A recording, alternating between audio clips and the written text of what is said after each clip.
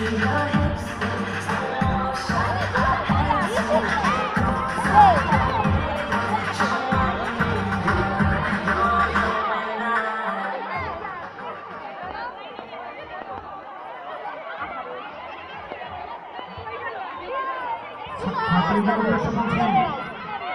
সৌন্দর্য খুঁজতে হবে না, মাঠের সৌন্দর্য নিশ্চিত করো। তোমরা এখনো পর্যন্ত টিস্যু, চকলেটের খোসা, তারপরে কোল্ড ড্রিঙ্কসের খোসা দিয়ে মাঠ নষ্ট করে ফেলছ।